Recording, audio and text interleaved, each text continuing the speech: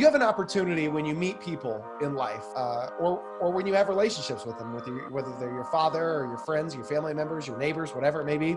You could look at all the things that people are and say, oh, that's amazing. I want more of that life. That's my role model. And you could build yourself up by mirroring those things. But you could learn just as much from an individual that has negative traits or isn't showcasing all the greatness that they are by seeing things that you don't necessarily want to be, or by being present and identifying the roadmap that they got to get wherever they are and say, oh, okay, well, if I took a different path, then maybe, just maybe, I will avoid some of those obstacles. Welcome to the Positive People Posse Living Room. I'm your host, Dom Green, life enthusiast and marketer of Positive People Posse. This is where we talk about the good, the bad, the ugly, and uplifting, and also marketing conversations. We are your sponsor, 3P Media. We can bring you all of the ROI as far as results online. And it doesn't matter if you got a small budget or big budget. We want to work with you and help you grow. Today's special guest is none other than Mr. What's Good himself, Paul Long with Fundamism. What's man, good, thanks Tom? for being on, man. Man, I'm on. It's been a long time coming. It has been a long time coming. You've been doing the thing out in New York. I've been seeing you grinding, grow your brand. It's been pretty amazing to watch, my friend. Dude, I appreciate that, and I just have to say this, friend to friend. I'm not just a friend. I'm a big fan of yours because, dude, I mean, I listened to probably I've listened to about half of your podcast at least. And I know that there's some good content in there. Obviously, you have to make the time. When I'm on my walk, you know, I need some inspiration from other podcasters and other marketers and other guest speakers. And you're the one who's at the top. You're right up there with Joe Rogan. Oh, so, dude, I'm telling you, man. Hey, like, let me get you bring some. it. Oh, yeah. Dude, the energy is unreal, man. And how you tap into that, just as far as a personable type of conversation, it's just uncanny, man. When I was on your podcast, I really got to see hands-on, like how you do it. And I mean, you're a professional, man. So I appreciate you again. I can't say anything but more thanks for taking time to be on here today. Dude, I'm amped. I appreciate all the kind words. I don't know that I'm deserving of them, but I'll take them. You are, man. Somebody once said that the one thing that you'll never get enough of in this world is appreciation. So it's difficult sometimes, Dom, as I'm sure you're well aware. You're doing amazing things. And when people start to say either appreciative or nice or thoughtful things, sometimes it gets kind of uncomfortable for me because that's not why we do it, right? Like, I know with the Positive People Posse, what we're out here trying to do is we're trying to inspire folks. And I have a similar mantra, right? I want to reveal the opportunity that others have to have a little more joy, fun, and fulfillment in life. And so remove myself, we're trying to create a platform and a philosophy for people to understand there are options, and I don't have to dwell in this negative and anxious and fear-driven space. So I appreciate your kind words, but we're two men just trying out here, do the dang thing to help society find what's good as opposed to what's not. No doubt about that. No doubt about that. So tell our audience what you do, man. I mean, you got all this energy, but what is this? Well, you know, I'm a speaker. I'm an author. I'm a podcaster. I'm a master of shenanigans. But most importantly, I'm just an individual out here trying to help people find really tactical things that they could do to improve their quality of life, both at home and at work. And so typically, Dom, that manifests itself in large speaking engagements. Probably not news to you that with the pandemic, that the live speaking engagements weren't as common as virtuals.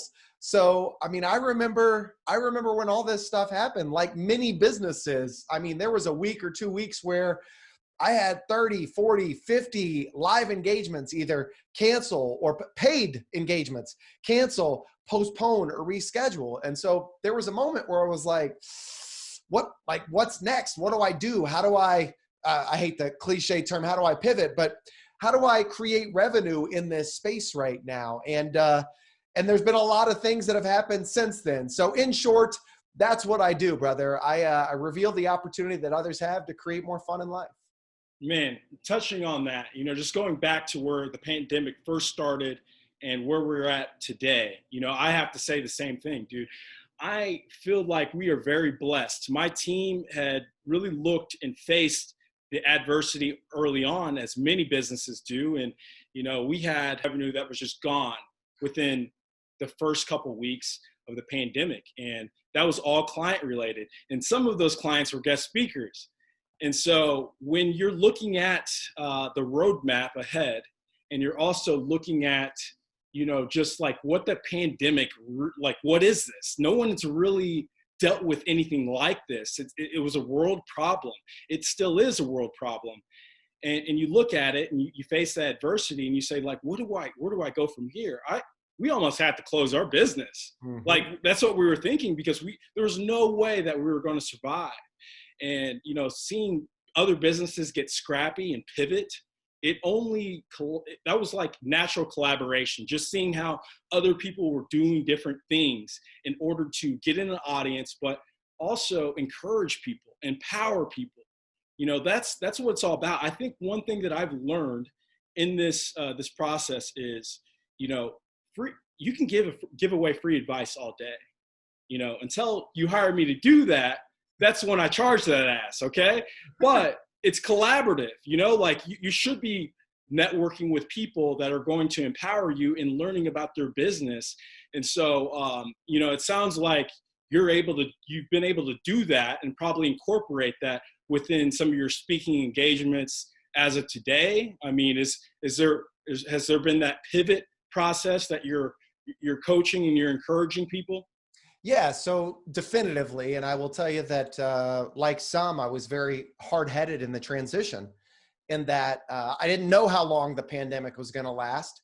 I have an amazing neighbor who works for Allstate. And he knew that as a professional speaker that my live events had kind of gone south or been kaput, all canceled.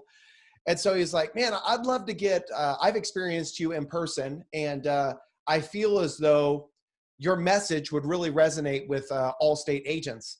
So what if I coordinated a bunch of Allstate agents collectively together, and we had them pay a fee, a one-time fee, and we all pooled our funds together and we created a virtual event where you were the keynote speaker.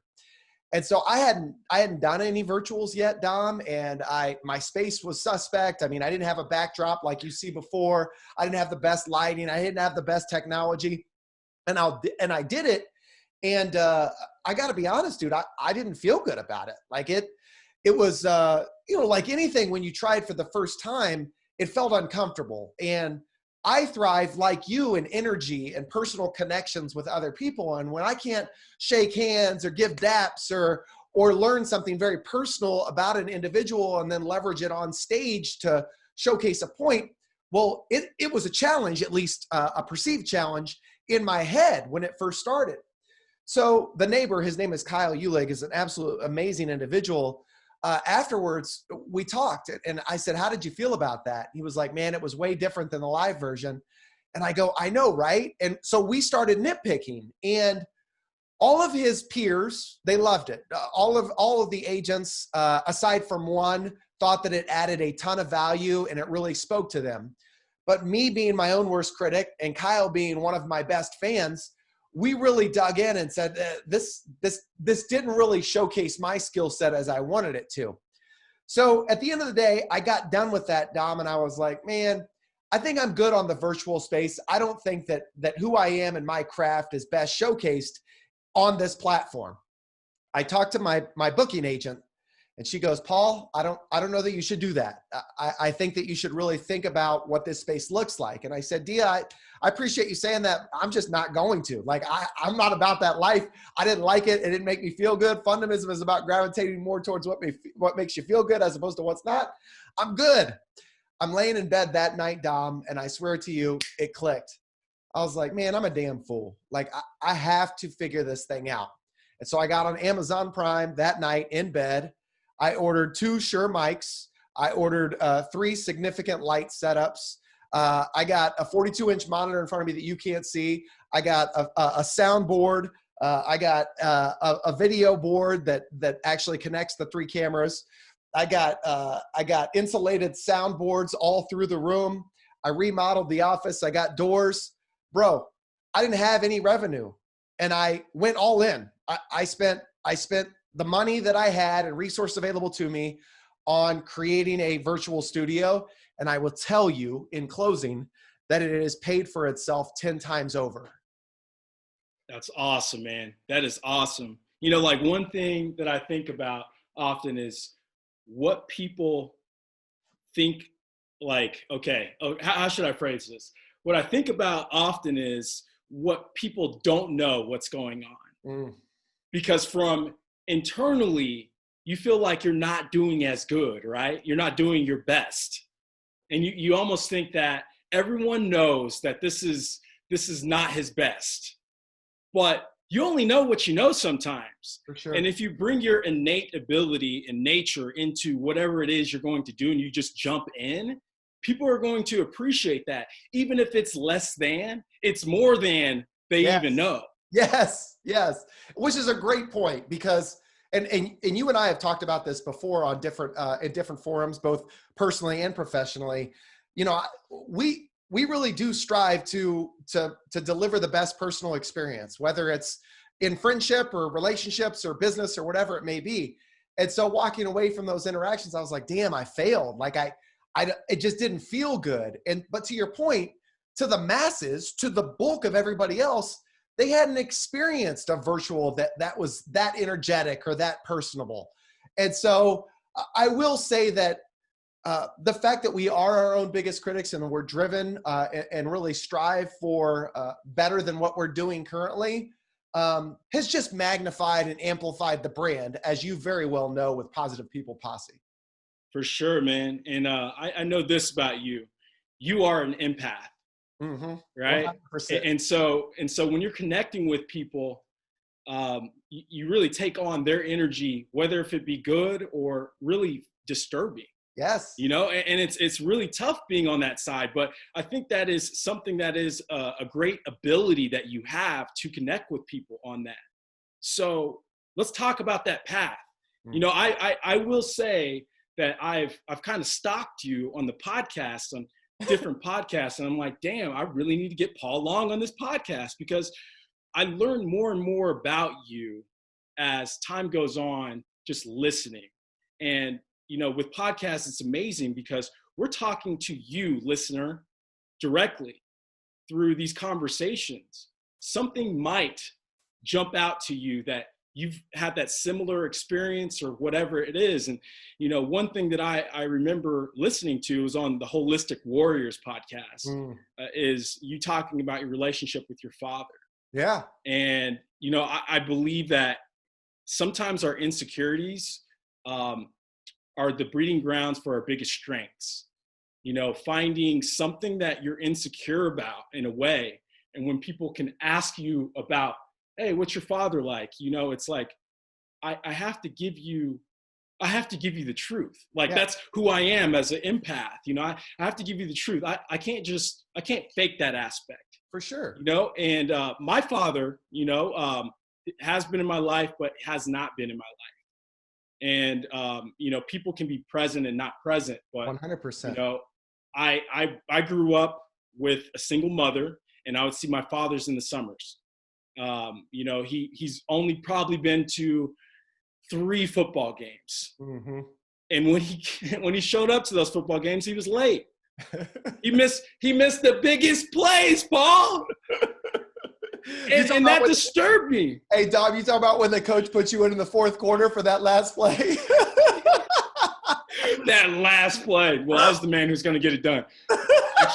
Actually, I was a fumbler too. So. Oh no! I realized that I wasn't going to be the running back. Like, I was talented as a running back, but not when you fumble. That's part of your job, right? Oh, that's defense. They put me on defense. So let's talk about that relationship you have with your father, and you know how you've overcome that insecurity, and you know made this. I really feel like marketing and your professionalism is all a part of your life experiences of how you get to certain stages. Yeah. That's why there's a lot more correlation with our show. Is we really want to hone in on you being an individual, you being a human. This isn't just about marketing. Yes. Well, I think, so first of all, so much of what you said in your relationship with your father, and I appreciate you opening your heart because I know that that's difficult for a lot of people. I can relate to so much of what you said, and specifically being physically present, but not always, mentally or emotionally present. And so first and foremost, before we get into my relationship with my father or even deeper into yours with your father, I think it's imperative that we just address right now in society, like everybody appears, at least our perception, right, to be at each other, right, to be very opinionated and very strong-willed and more willing to listen to respond than really truly listen to understand. And oftentimes, Dom, and Positive People Posse listener, or the living room conversation, here we are together collectively. Oftentimes what happens is when we see people with differences, when we see people that maybe don't resonate with us, they have a different personality style or a different communication style or whatever it may be, what happens is it makes us a little bit off. It makes us a little uncomfortable. And so we start to nitpick all the things that we don't like. And so as a result, what do? We start to shove people out of our life. Well, I don't want that. I don't want anybody with that perspective or that point of view or whatever it may be. I had a really interesting conversation in short the other day with a very personal friend of mine. And we were talking about the political landscape. And he said, "You're going to judge me. I know that you don't like me, but I'm voting for this guy." And I go, "Whoa, why would you think that I wouldn't like you because of that? Like, let's talk intelligently about that." And the most amazing thing happened. I wasn't forcing my opinion on him. He wasn't forcing his opinion on me. We were genuinely asking questions, and we shook hands and wrote out afterwards. And it just really came from a place of understanding perspective. Where we get bent is where we start to be so aggravated and opinionated and short-sighted and only open to the conversations that feed our narrative. That's when relationships start to go awry. So on this foundation that was just built in my verbose nature, so forgive all the words because I have a tendency to vomit a lot of them, enter my father. So my father was amazing. Like this energy that you feel my father had at a younger age. He was very, very funny. Funniest dude that I know. Most sarcastic dude that I ever met. Very talented. Great at relationship building. Gregarious. I mean, he never met a stranger, right? And so everything that you've experienced in our relationship together, Dom, are mainly traits of my father, right? I'd like to think that I got my mom's common sense and book smart nature, and I got my dad's ability to connect with people and be somewhat fun and humorous. But all that to say that my dad had some really, really bad traits as well, which we all do. Like I have bad traits as well. And sometimes those bad traits are magnified when you add to the mix drugs or financial issues or health problems or whatever it may be. So at the end of the day, my dad had all these amazing things going for him. He filed bankruptcy at a very young age, and he used that as a defining moment in his life to basically give up and say, I gave my all once and I failed miserably. Why would I try that again? And so he got really deep into drugs. He had a terrible back disorder, degenerative disc disease. And he started taking, codeine and all that stuff to kind of cope with the pain. And for the last, I would say 7 to 10 years of his life, he slept in a recliner. He couldn't lay flat on a bed. And so he would sleep in a recliner. He'd be up for 48 hours at a time and sleep for 72 hours at a time. So all that to say that wasn't my dad. Like that wasn't who he was. It was a byproduct of all the heartache and the drugs and all that stuff taking over his life and him deciding that he couldn't fight back any longer. So in closing, what I will say is you have an opportunity when you meet people in life or when you have relationships with them, whether they're your father or your friends, your family members, your neighbors, whatever it may be. You could look at all the things that people are and say, oh, that's amazing. I want more of that life. That's my role model. And you could build yourself up by mirroring those things. But you could learn just as much from an individual that has negative traits or isn't showcasing all the greatness that they are by seeing things that you don't necessarily want to be, or by being present and identifying the roadmap that they got to get wherever they are and say, oh, okay, well, if I took a different path, then maybe, just maybe, I will avoid some of those obstacles. So everything you see before you is because of my mom and dad, and I have no ill will towards him or anybody else for that, in that nature, as a result. Dude, you know, I really love that. I really admire you for sharing that so eloquently. And, you know, one thing I will say is it really does seem like overcoming these challenges sometimes can be a hindrance for a lot of people. But when you can actually see the good, the bad, the ugly, and it uplifts you, you know, that's a different advantage. That is a superpower. Mm.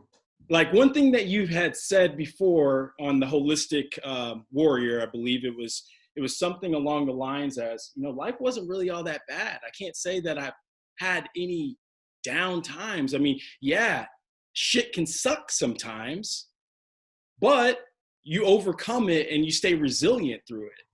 You know, and I really align with that is, you know, Positive People Posse isn't just like, it's like, hey, everyone be happy. Like from, you know, from the look of it, the aesthetic, it looks like everyone just be happy. It's all puppies and kittens and lollipops and whatever. It's like, no, but we have to go.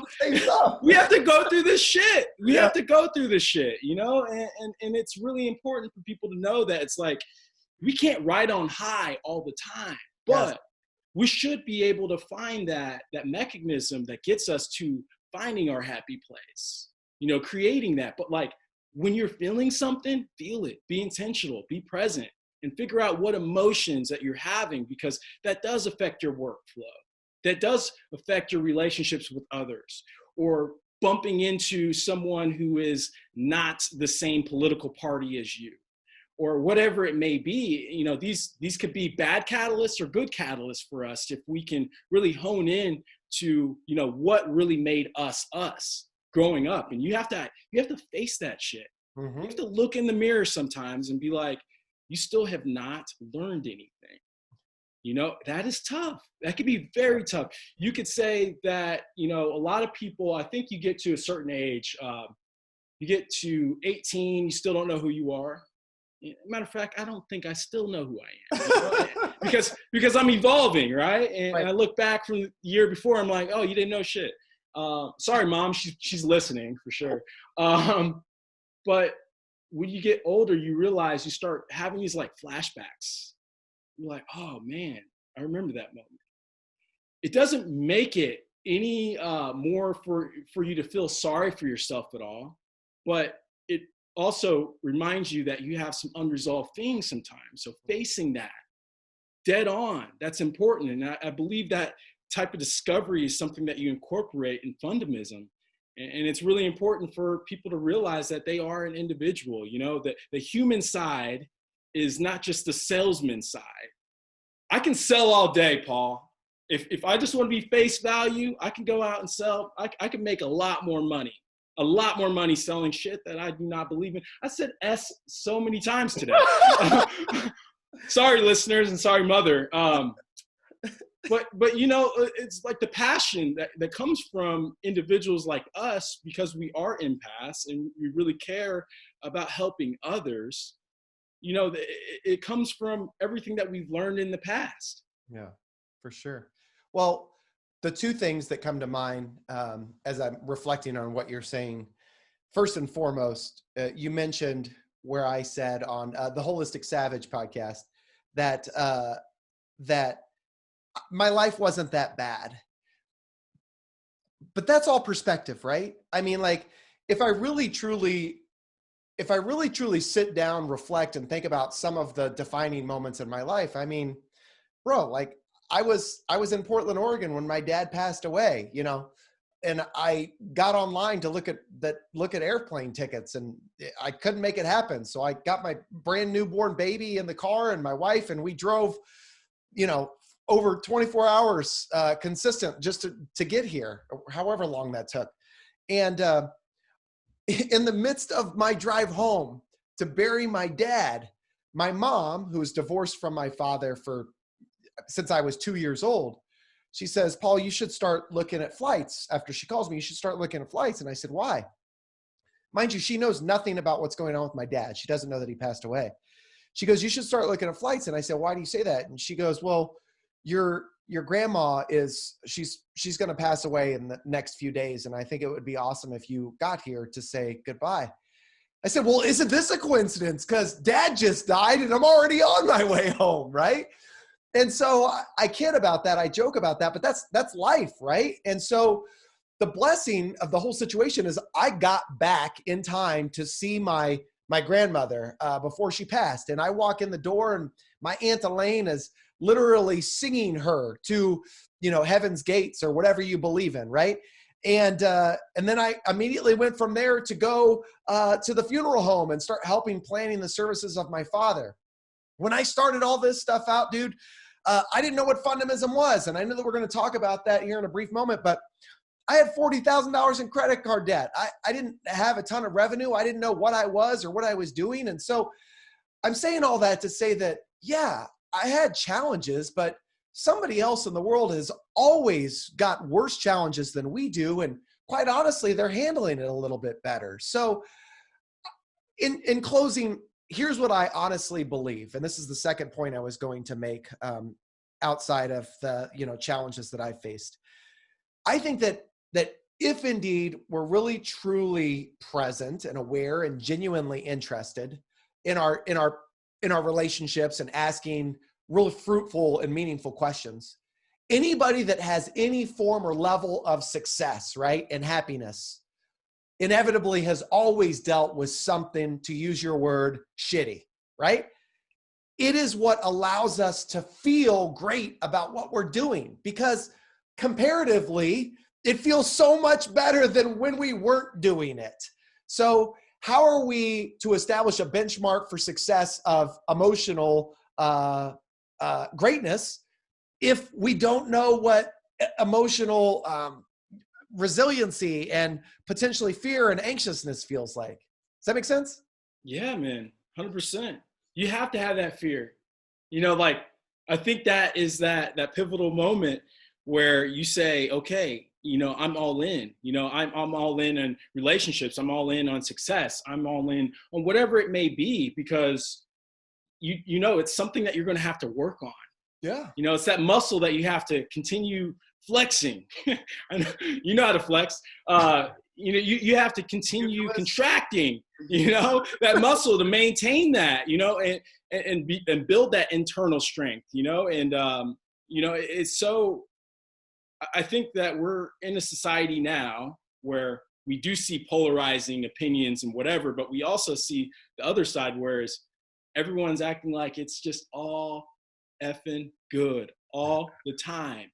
And that can be very toxic. That can be very toxic, but it's not saying that you're not supposed to be like, just show me the best, but it's like, be at your best and know that it's okay to like actually have these conversations with people and deal with these issues, rather than just think that you can just push them aside and you will not grow into someone else. Like, I think that we should constantly be growing. I don't want you to know what to expect from me, not meaning that I'm going to go out there and just whoop some ass or, do something very destructive that would get me in trouble. But I want to constantly be changing and evolving through conversations and the conversations I have with myself as well.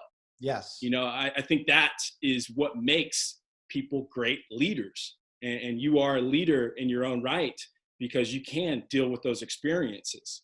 So yeah, man, I commend you for that.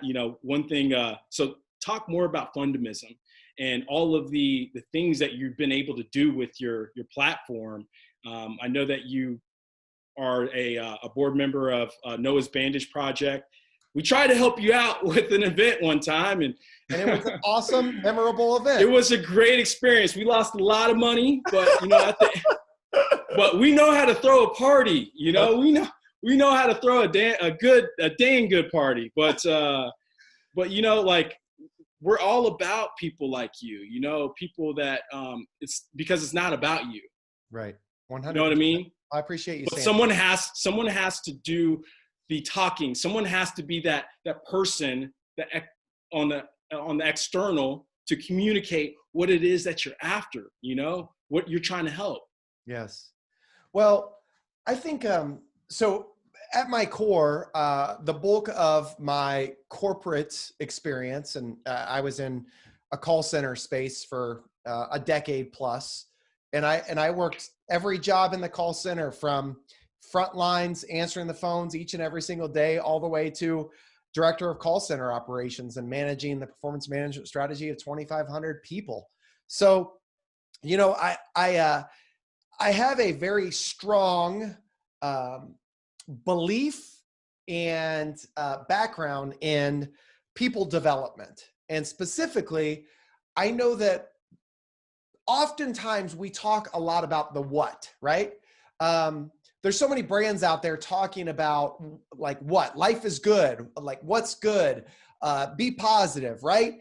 But very few of us are actually talking about and teaching the how, right? Because I can walk away and I can be like, damn, I feel good. Like, I want some of that energy. How do I get it? And then you don't know. Like, you don't know what the next steps are.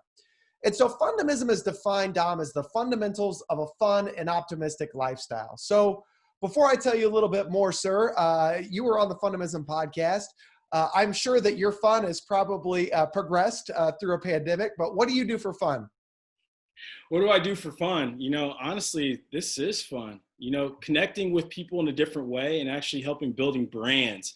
You know, I realize that, you know, helping others figure out their marketing scheme, you know, like figuring out how they can be scrappy, you know, and building other people's businesses. You know, it's so much fun, man. You know, like just the conversations and just meeting people, you know, in a different way in nature. But go ahead, man. Well, what you just defined, my friend, is one of my favorite core fundamentals, and that's creating meaningful interactions. So, you know, one thing I know about you, forgive me, one thing I know about you is you're uplifted by people and energy and conversations, right? And so if Fundamism is defined as the fundamentals of a fun and optimistic lifestyle, well, then all the things that you do for fun, all the things that lift you up, all the things that get you to a place where you're not necessarily thinking about what's not good, but rather things that make you smile, well, all of that could increase the amount of joy, fun, and fulfillment in your life. So what you defined just now is creating meaningful interactions. So, you know, what are some ways that you could do that? Well, first of all, I saw an awesome tweet the other day, Dom, that said something to the extent of, if somebody figures out the right answer to how are you doing today, please let me know. If somebody figures out the right answer to how are you doing, that is the truth, right? Well, I'm so glad that you asked. We're in the midst of an international pandemic. We got a political landscape unlike we've ever seen before. The social divide is crazy, and I'm trying to manage online learning while all the while trying to manage my own sanity. So when you ask me how I'm doing, Dom, I'd have to tell you, fine, right? So that was like Ace Ventura right there. I'm sorry. So, well, why do we ask that stupid question? How are you doing? And the truth of the matter is because we're on cruise control. We really don't care to know the answer, right?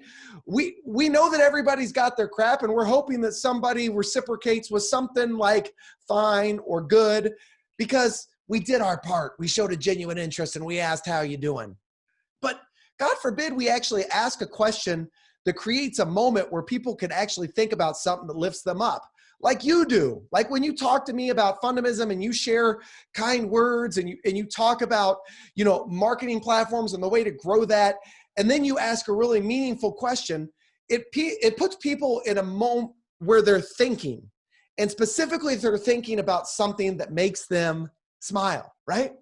And so what are some questions that you could ask? What are some of these creating meaningful interactions questions and that core fundamental of Fundamism? Well, Dom, if you could have an entrance song, a walk-up song for every difficult task you're about to do, like you're about to walk into a grocery store or you're about to hop on a podcast, and you wanted to put on a walk-up song that was going to motivate you and get you amped, what would it be?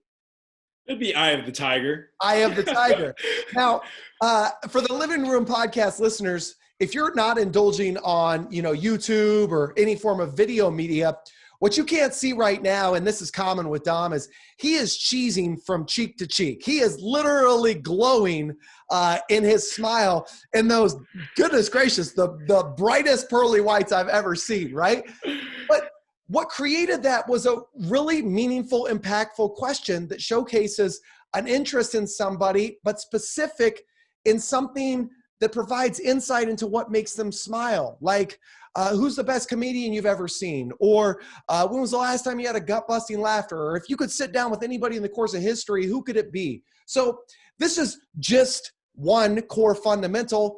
There's millions of them out there. There's get outside. There's listen with intent. There's listen to music. There's share a kind word with a stranger. There's donate to a cause that moves you. I mean, there's literally millions of things that you could do that could bring joy to your face, that could serve as a brain pattern interrupt. And that, Dom, is the how we create a positive people posse, or the how we showcase life is good.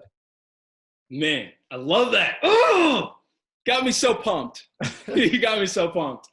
Because a lot of times I feel like I have to contain my energy. I have to read the room sometimes. But sometimes I don't really care. And I don't really give an F. And I just disrupt and catch people off guard. And one of my fun things that I do like doing that I really miss doing in public was creating awkward moments.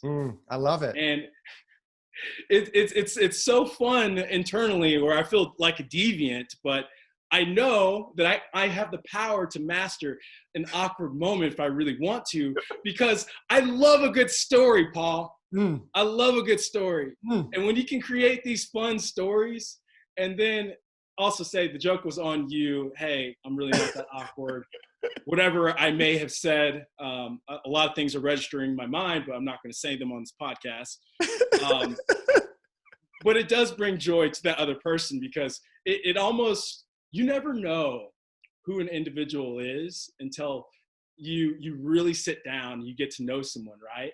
And so your first interaction with someone sometimes could be the last interaction, but I like to make impressions on people. Yes. Because I want them to know that this quirky guy is, I am being myself, and what you're going to get from me. It's a give and take scenario. Hopefully that person can give me something in return that enlightens me and enhances my mood, or makes me really think about the highlight of my week. And, those interactions are so important, and we're still trying to figure out and navigate how we can interact with people even more. But I think we're getting closer. We are getting closer. Well, and I think, Dom, based on what you just said, you just kind of highlighted another one of my favorite core fundamentals. And that's putting a new spin on monotonous tasks, right? So we meet people each and every single day, and sometimes we genuinely express interest. Other times we talk about work, weather, and family like it's going out of style, because that's what we do. But what you said, and you don't know this about us, we don't talk as much as we should, but I'm listening to what you just said, and I'm thinking to myself, What? Did we just become best friends? Yep. and the reason being is because I tell every single client that I interact with, whether it's a discovery call or a final call where we're ready to move forward, I tell them I thrive in awkwardness. I thrive in awkwardness. And when everybody in society could get comfortable realizing that they're not in control and embrace anything that comes their way, it is one of the most liberating feelings in the whole entire world, because you can't get caught off guard. Like, if you thrive in awkwardness, you're like, what's good, baby? Like, let's bring it to me. Because I love being able to leverage my wit in real time. And I realize that not everybody has that same ability or skill set. But for me, I love it. Like, I love in interactions, challenging monotony and incorporating this fundamental, a new spin. So most recently, before the pandemic, I say most recently, but before, all the time runs together, as you very well know. Yeah. I'm at a wedding, and it's just taking forever for them to start the the dances and the bat, where they shoot the whatever that's called, the garter, all that stuff. It's just taken forever. And so I'm sitting at this dinner table just waiting for it all to start. And I just want to get into my thing. Like, I just want to start grooving, right?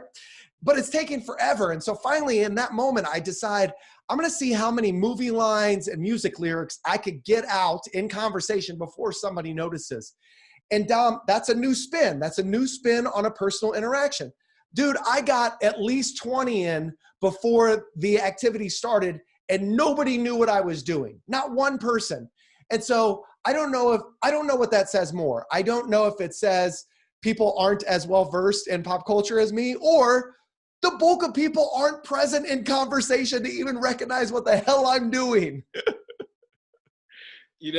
I feel like when I used to lay my game on women back in the day, it was way all back music lines. Way back in the day.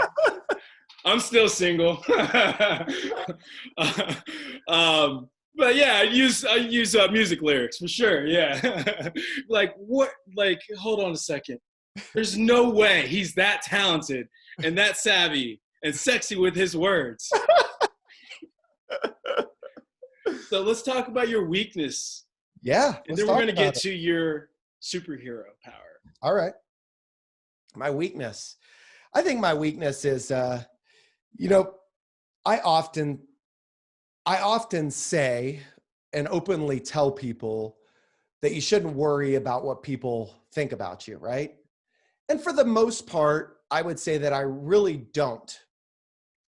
But I do in one aspect. Like, I don't care about you judging me in the way that I look or how tight my eyebrows are, because these things these are fire. Woo! My receding hairline, like, I don't care if you judge me on my physical appearance. I don't care if you judge me on my work ethic or what you see outwardly. But what I do care about is whether you think or believe at its core that I'm a decent human being, right? And so my weakness then is sometimes I'm a little too cerebral in worrying about that. So how does it manifest? And I talked about this on our recent Fundamism podcast. I go to the gym, and the gym and fitness is like, that's my space. That's my mental release. I talk all day, every day. When I'm at the gym, dude, I put my music in and I'm just getting it. Like, I'm doing my thing. I'm focused on my music. I'm having a good time. And when the pandemic started, what I found is I started getting involved in a lot more conversations. And forgive the overlap if you've been a listener of the Fundamism podcast and you've heard this story before, but Dom, people would come up to me and they would talk to me about, their relationship issues and adultery and their political views and all this stuff. And I'd find that I wasn't even getting my workouts done. And I spent more time trying to avoid people than I was even present in working out.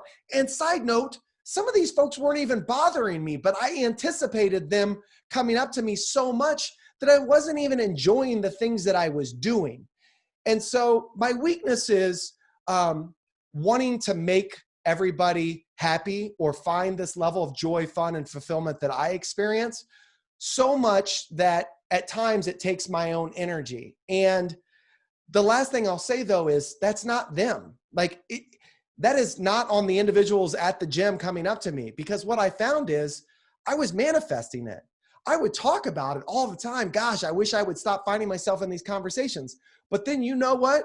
I would consistently go up to the same folks and find myself in said interactions. So I was manifesting the thing that I said that I didn't want more than anything. And it wasn't until I addressed that and really looked in the mirror, like you said earlier, that I realized that my weakness is not moving forward in my own happiness. Yeah, man. I really love that. I feel like I'm one of those types that, again, us being empaths, we do take on other people's energies, and we utilize the same energy when we're around people that can empower you as well and give you new ideas and give you new life to how to go about things. I really feel like a lot of things have been said. Like, everything has already been done. Being creative in a new way has already been done. It's not about you doing something new sometimes you have to rebrand yourself or, hear something completely different for you to have it register in your mind on how you can go about life in a different way. And so when some people have to reset, it's like, well, I already know that.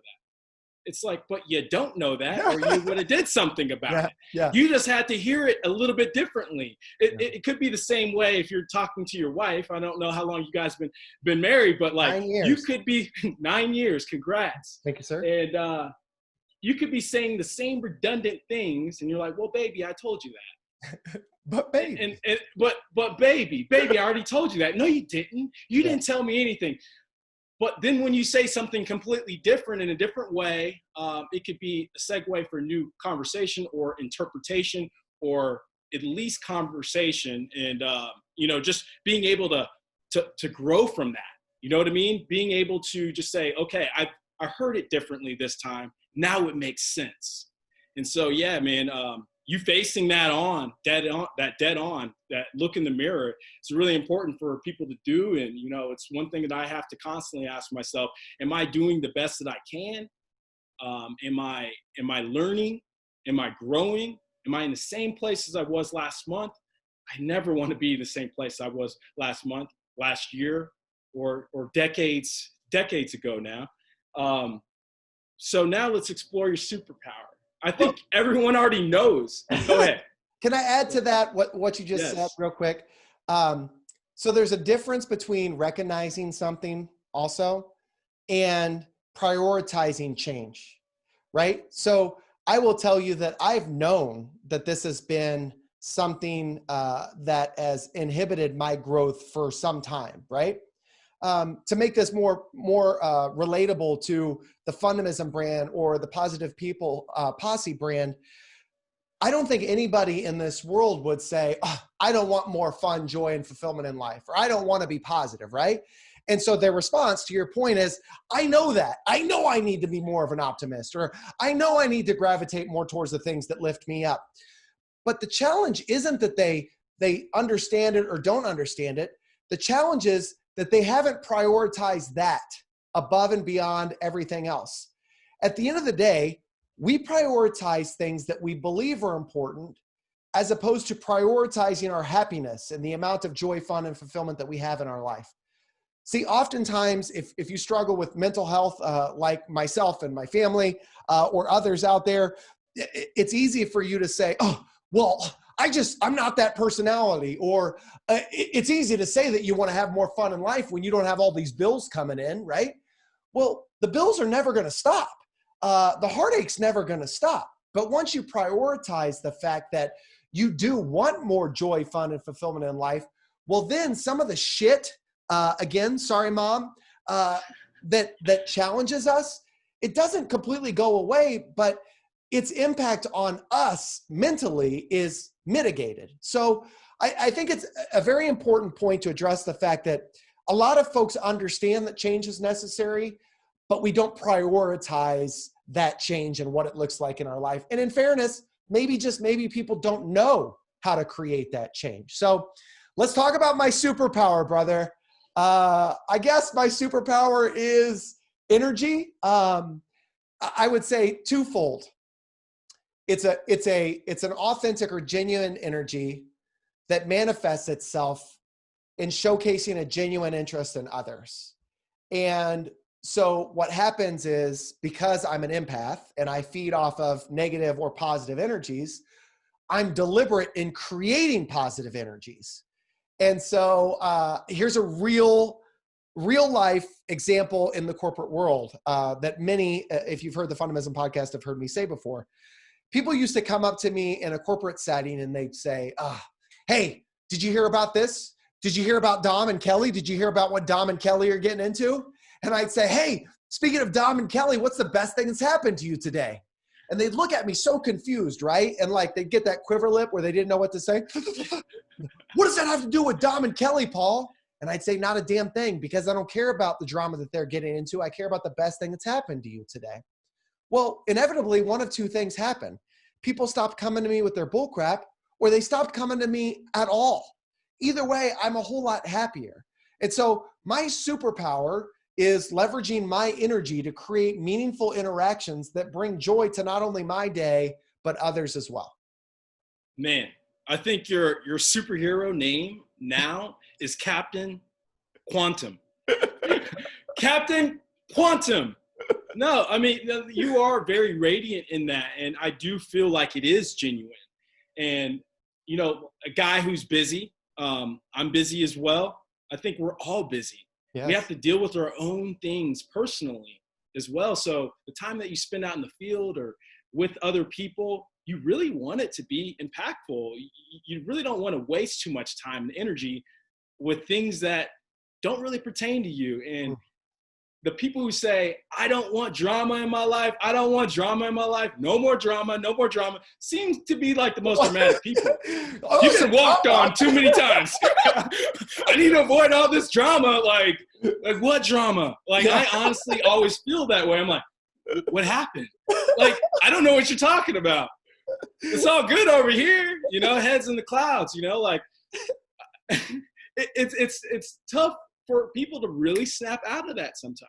For sure. 100%. You know, it comes down to their nucleus, their core group, you know, where they're at in their work life, their career, their environment, what's going on at home.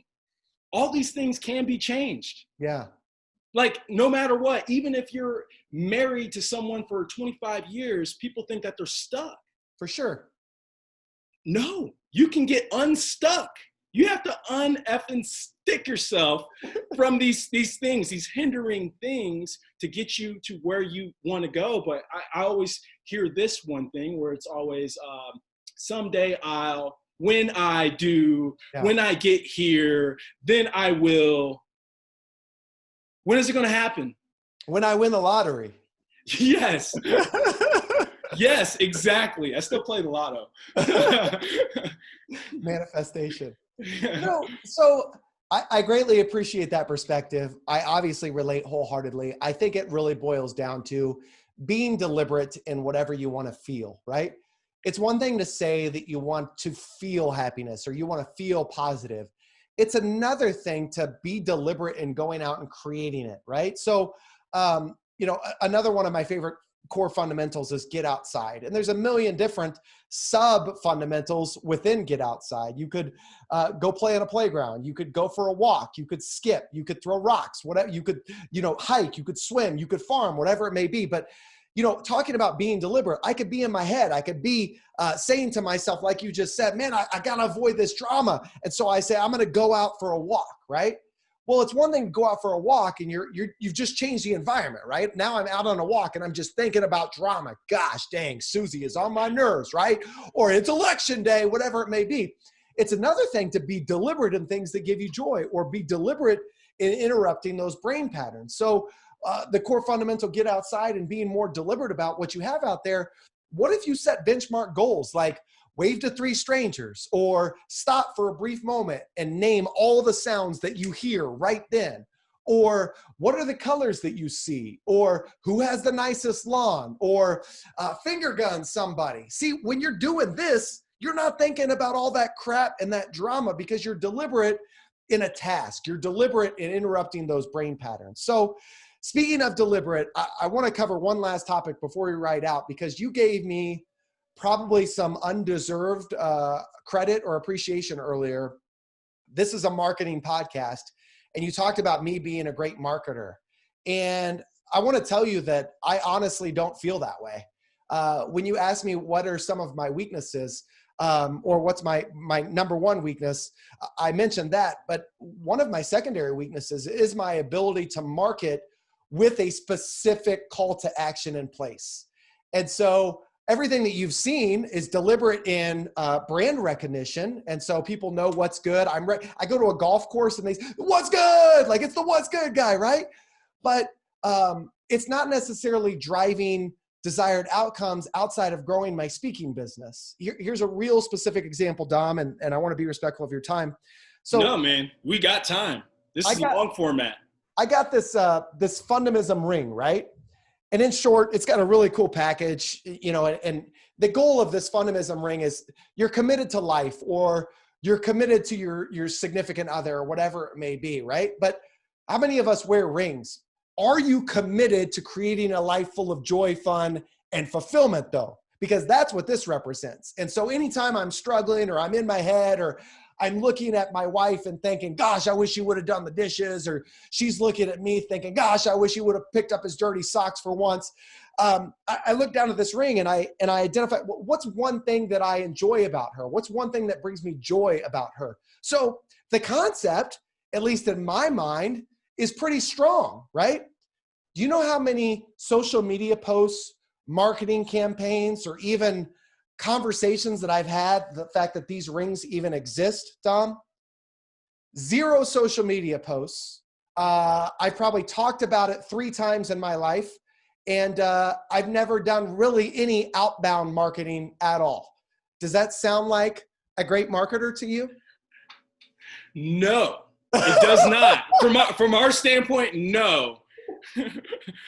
We're like, but why? We do a lot of outbound marketing. Right. The same thing that we do for ourselves, we do for our clients. And so, like we have to trust the process, but like you own that. But what I mean by marketer is you do market your brand in a different way. You market yourself. That's something that I would say that would be one of my weaknesses is I don't really market myself digitally. Mm-hmm. I really care about others. Yeah. And, to be a radiant, leader or, founder of a company, sometimes I don't say what I should say out in public to people or engage in branding the way we do. I think it's important for me to connect with the audience in a different way. And that's why we're doing the living room, so they can kind of get doses of who I am and what we represent. Because, for a while it was, us in my own head thinking it's like, okay, so what is Positive People Posse? People are asking, I didn't really want to tell people because for me, I can go out and sell. And that's what I was doing.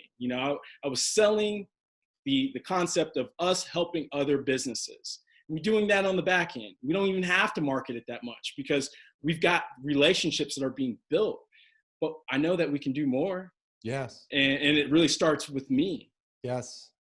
Well, everything you're saying is again, and this is the power that you have, a superpower, is you're saying things in a manner that's allowing me to self-reflect. And so when I think about you and everything that you just revealed, I just got a LinkedIn notification that I'm celebrating, 8 years or 7 years or whatever it may be of the CEO and president of Fundamism, right?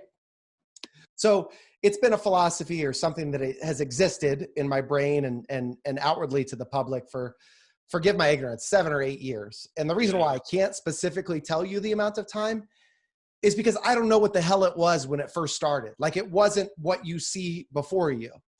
And so I, like you, consistently said to myself, I don't care if anybody ever remembers me. Like I don't want to market myself.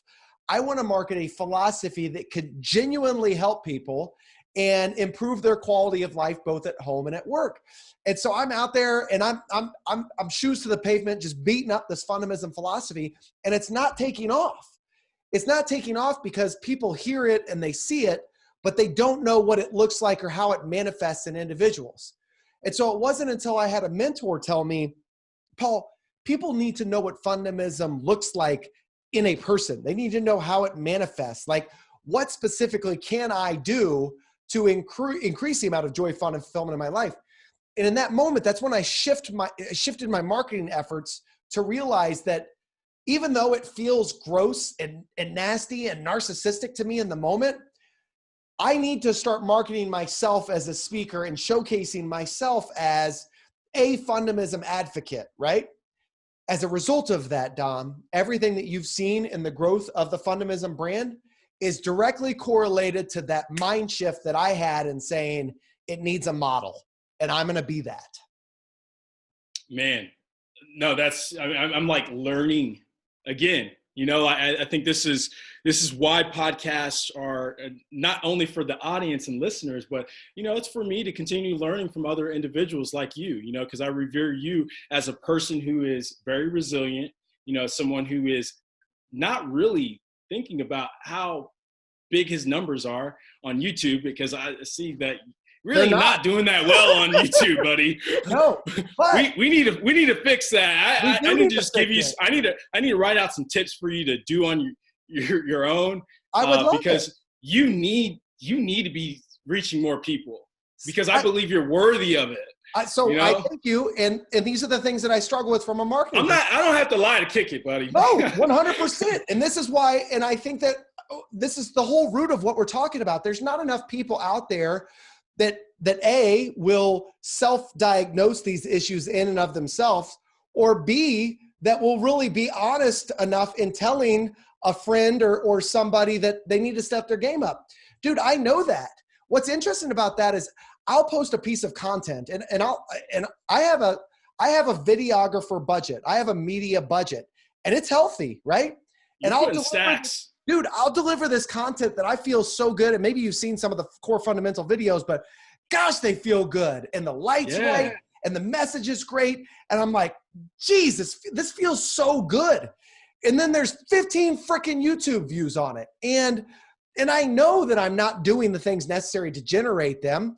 But then selfishly, I realize, who's the content for? Like, I get so much strength and energy from putting out the content, these particular fundamental videos or the podcast or whatever, that I'm never really discouraged, or haven't historically, by the lack of viewership. Now, all that to say that, don't get it twisted, there might be very minimal YouTube views, but I mean, I'm in and out of the top 100 in the business category on Apple iTunes. And so for me, it's like, how do I figure out how to transition or move that exposure over to a different media outlet, right? Which is what you're talking about. Yes, 100%. You know, I've realized this. Our podcast downloads are weak compared to what we do on YouTube. And our audience reach in email subscription. We got tons of email subscribers. You know, we can always funnel people. We know funneling techniques to get email subscribers. You know, to get podcast listeners, that's been our Achilles heel, right? But we're growing though, you know, and so like, I know that we're growing, and some things don't happen when you think that they're going to happen. Yes. You have to be prepared for the opportunity and explosion. And that's been my entire life. You know, you ride that wave, and then you try to find the next one and figure out areas that you're weak. But you have to put it in your mind first. You're like, I'm weak on this. I need to do something about it. Yep. I have to be intentional about, like, you know, understanding, you know, my relationships and stuff, but there's things that I need to be working on throughout this entire process. And last but not least, one thing that I do want to ask you is, because you have been doing your own thing for 3 years, 3 or 4 years? 4, yeah. 4. Mm-hmm. Okay, 4 years straight now. How do you divide up your time, you know, with business, with these emails that come in that are, you know, probably like, you know, it's Armageddon, you know, when things feel like it's crumbling sometimes, and, you know, and be that entrepreneur seeking new opportunities.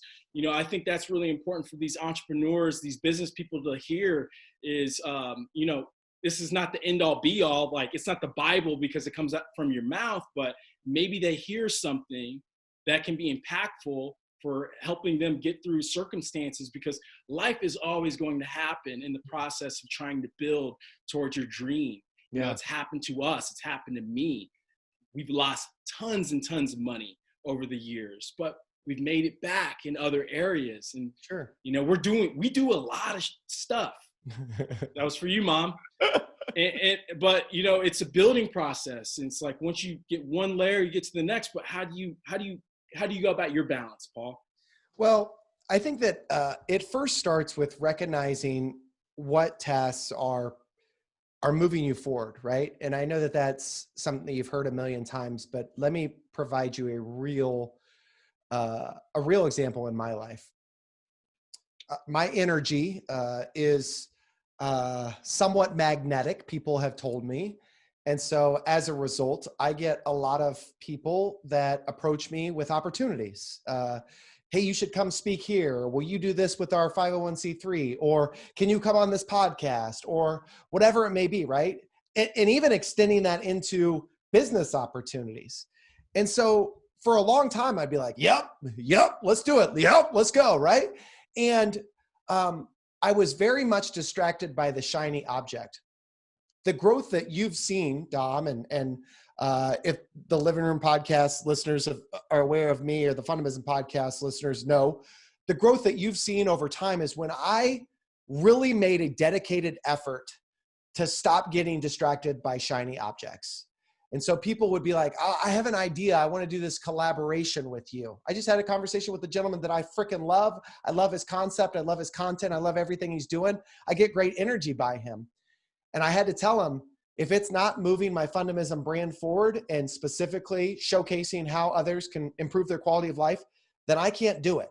So first and foremost, it's prioritizing the tasks that are going to move one thing forward. Stop dipping your hands in so many different things and thinking, well, one of them's going to pop. I know one of them's going to pop. If you just devoted as much energy to that one thing as you did 7, then maybe that one thing would pop a lot sooner. So how does that manifest? Well, that means when emails are coming in, then you can start to prioritize them in terms of what's moving the brand forward. How do I balance my personal life? Well, for me, balance is super easy, Dom, because Fundamentalism is the fundamentals, or is defined as the fundamentals of a fun and optimistic lifestyle. So every bit of my life is a case study. They're incorporating fundamentals to bring joy to my family, or to understand how to shift the narrative in my brain about this political landscape, or a real life genuine interaction with a gentleman like yourself.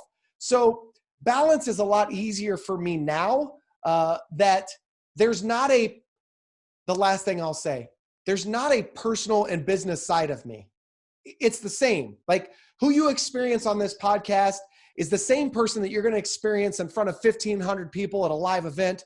It's the same person you're going to experience as we're sitting on the couch and we're wrapping a conversation about what to eat for dinner. Like, this is me. And so I never have to remember who I presented myself to be. And that's how I balance. But I will say that sometimes you need to make an investment in resources that could potentially be better than you are in a specific outlet. So I did hire my wife some time ago to help me out in working email and being the first point of contact for leads, and mailing out books to audience participation members and stuff like that. So that has helped tremendously, and it was well worth the investment. Man, I love that. And then, last but not least, tell our listening and viewing audience, like, some things that you want to get off your chest before we leave. And then also leave your handles and where they can find you. Man, I got all the handles. Folks used to call me crisscross applesauce. So in terms of getting things off my chest, I know right now we're hypersensitive to a lot of things that aren't working. And the more you look for them, the more you'll see them. And so being present, imagine, if you will, just dream with me for a brief moment. Imagine, if you will, that we were as deliberate in thinking about the things that make us smile as we were in gravitating towards the things that don't, i.e. watching the news or engaging in political discussions, or gravitating towards people that you know are going to just vomit at the mouth with drama. Imagine if you were as deliberate in gravitating towards what's good as opposed to what's not. That is Fundamentalism. And I know that sometimes it's easier said than done. And so if you need help, holler at a player when you see him in the streets, because we got the book out there. It's on Amazon. It was a bestseller for some time. Ford's written by Travis Kelsey. It's also available at fundamentalism.com. I got a workbook that really showcases how to get into the meat and reflect, like you said, and digest the fundamentals and showcase how to do them in your life while also writing down in your journey and talking about what it was like. And then any social media outlet that I'm on, whether it's Instagram, Twitter, LinkedIn, Facebook, it's at Fundamism Paul, at Fundamism Paul. So in closing, when I thought about marketing Fundamism, everybody says, what a brilliant word or idea. But I didn't necessarily think of the number of people that wouldn't be able to spell it or pronounce it. So that's a little marketing tidbit that I learned through the years as well. Man, I appreciate you being on the living room, Paul. Listening and viewing audience, like and subscribe and share if this speaks to you. Follow Paul Long and tell him that we sent you. I appreciate it. Until next time, live freely, stay positive. Much love. Peace.